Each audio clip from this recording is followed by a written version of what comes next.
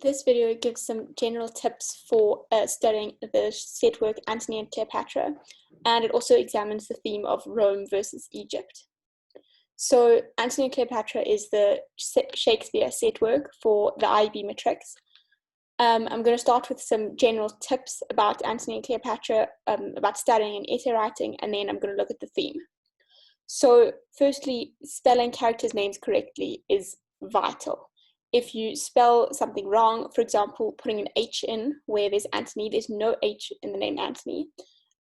Names like Caesar, it was quite hard to spell, Barbus, that sort of thing often trips up people. And if your marker sees that you've spelled your character's name wrong, they immediately think that you don't know the play very well, and they'll tend to mark you a lot stricter. So it's really, really important to get your characters' names right, and also to get your quotes, the spelling of your quotes correct. Because if your quotes are wrong, then your marker thinks, well, you don't even know how to copy a quote correctly, a quote that you've learned, let alone spell words that you've thought of when writing your essay. So spelling is just really important. And then when you're learning quotes, obviously Shakespeare language isn't easy to learn quotes. The English is quite difficult. So it's best to learn the short quotes, the simple quotes, things like lascivious wassails, Herculean Roman, authority melts from me, the honor is sacred, those sort of short quotes that you can integrate into your essay, and that you can use in a variety of different themes when you're writing your essay.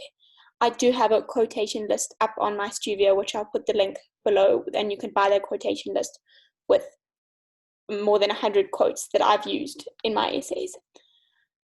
When you're quoting, quote as much as you can. Obviously, make sure that they are correct quotes, firstly, and that they make sense in the context of your essay. Don't just quote don't write your essay just because, don't just add a quote in just because you feel like you need a quote.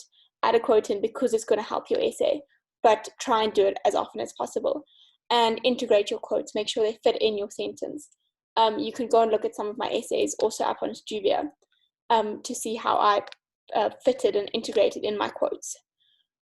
For Antony and Cleopatra, it's very important to know the storyline, know which characters dies, when they die, who dies in what order, who says what, how the themes are related to each character. So make sure you know the storyline. You don't need to sit and read the play, but at least get a detailed summary that you know, not just a 2-paragraph summary, like a proper summary that you can know what happens where in the story. When you're studying off SparkNotes, obviously SparkNotes is great. I recommend. It's going to give you good themes and good analysis of the characters and of the themes, but you can't just study off SparkNotes and expect to get an A or an A+. You need to have engaged with the play itself and know more quotes than SparkNotes gives you, and different quotes than SparkNotes give you. SparkNotes often gives you long, like paragraph quotes, which isn't good for essay writing. So you can use SparkNotes definitely, but you've got to use more than that. You can't just use SparkNotes. And when you're writing, obviously, this is for Dreamhouse, Antony and Cleopatra, any set work you're doing, write essays, write as many essays as possible, write on as many themes as possible. See if you can share with your friends where they write on one theme, you write another theme, and you compare essays. Try and obviously get your essays marked. Don't just write an essay and say, okay, well, I know the theme. If you can, see if your teacher can mark it and make sure that you do actually know the theme and know what you're writing about. Obviously, if you can't get it marked, then that's a different story. It's still better to write an essay and not have it marked than to not write an essay at all. And when you're writing on themes, don't just write on the themes that you know you're good at and you know you understand. Try and write practice essays on topics that you wouldn't feel comfortable with. Because if you do get one like that in an exam, then you're going to have to deal with it. For Antony and Cleopatra, you only get one topic. You don't get to choose for your essay topic. It's not like Dreamhouse or your other novel where you've got a choice of 2 topics and you can pick the one that works, that you think you could write an essay the best on. You've only got one topic. So you need to try and practice as many topics as possible to make sure that the one you get in the exam is one that you can write an essay on. So if we then look at the theme of Rome versus Egypt, obviously this is quite an important theme. I think it was asked in the November 2018 finals, but that definitely doesn't mean it can't be asked again. So when we look at Rome versus Egypt, the place Rome represents duty, honor, order, austerity, rationality. So those are the sort of characteristics and the sort of words you got to use when you're describing Rome. Whereas Egypt is a place of passion, of love, of amorality, extravagance, sensuality, so decadence, that sort of, you can see how these two places completely contrast each other. When we look at Rome, Rome is represented by Caesar's character primarily. Antony's also got quite a bit of characteristics that relate to Roman values, but we can mostly look at Caesar. When Caesar disapproves of Antony's lascivious wassails, so his big partying in Egypt, that shows the Roman belief of duty and obedience and how Antony should have been in Rome, fighting the civil wars with Caesar and doing his job as a triumvirate, rather than being with Cleopatra in Egypt. So that shows the Roman belief of duty, obedience, order. Caesar's quite power hungry. He's almost aggressively ambitious. He has a strategic and almost cold nature, and he tries as much as he can to get as much power as he can. That shows the Roman importance of power, of authority, and of reputation. But we can also see that Antony does have some Roman characteristics, as I said.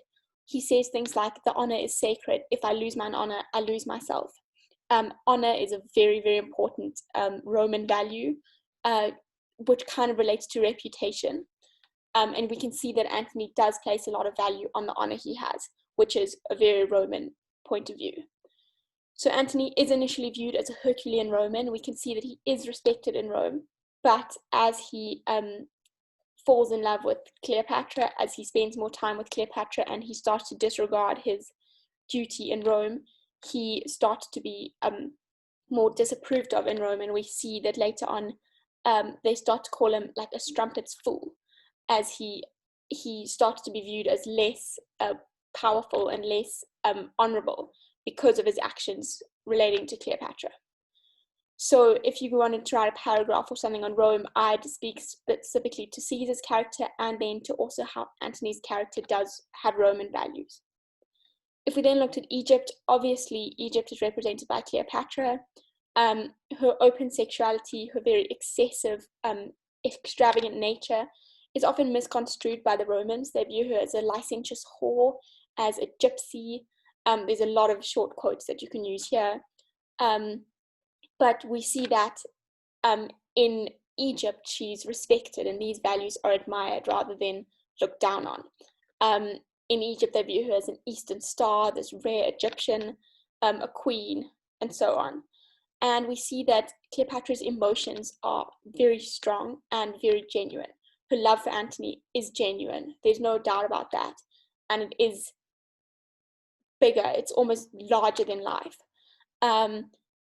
And in the end, when Cleopatra and Antony have both died, we see that Caesar does actually acknowledge that Cleopatra's strong toil of grace actually makes her worthy of Antony, and they bury them together in a pair of graves.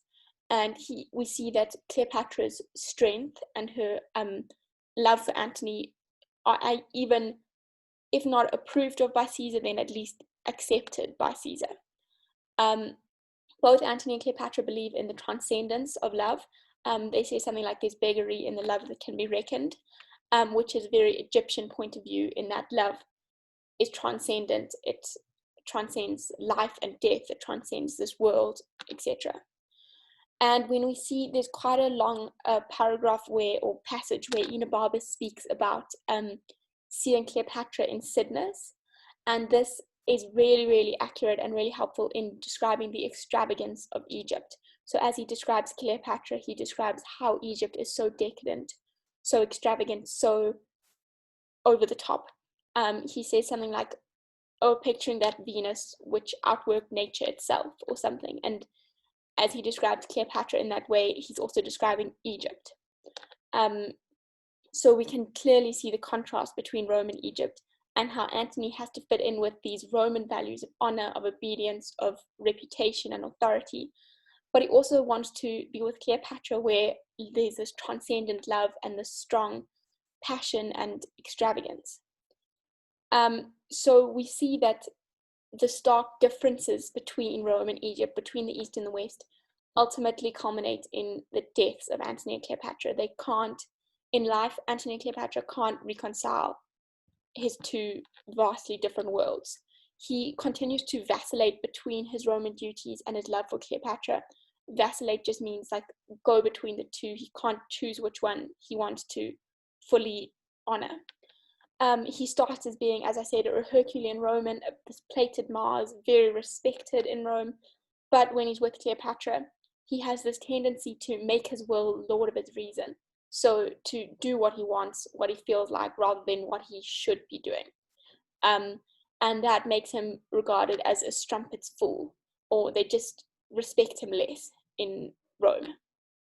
Antony finds that he can only merge his Roman and Egyptian worlds through his death, because in death he is able to have a noble suicide, because he lost his honor in life by fleeing from the battle of Actium and so on. He doesn't have honor in life, so by killing himself he restores at least some of his honor. So he has a noble suicide, but at the same time he is able to be reunited with Cleopatra, who he thinks is dead when he kills himself. He is reunited with Cleopatra, and that shows his Egyptian views of the transcendence of love and how he's going to have love with Cleopatra in death. So he's both a Roman by a Roman, valiantly vanquished. So that's his honor. He becomes conqueror of himself. That shows how he has quite a noble suicide. But he's also able to be a bridegroom in his death. So we see that that's the Egyptian point of view coming through. And Cleopatra is also unable to be with Antony in Rome and to be this respected queen in Egypt. From the Roman point of view, Cleopatra is this ribald nag. She's not respected in Rome. She's viewed as a whore, etc. But in Egypt, she's this rare Egyptian. She's this queen, and she is respected. Through her suicide, she's also able to adopt both Roman and Egyptian values. She can become noble to herself through killing herself, and obviously honor and nobility, integrity are Roman values, but she can also be the Eastern Star for those in Egypt. So she can also be someone still admired in Egypt. So ultimately, the stark differences and the incompatibility between Rome and Egypt, and between the characteristics of Rome and Egypt, which would be these up here, these are one of the key reasons for the tragic deaths of Antony and Cleopatra.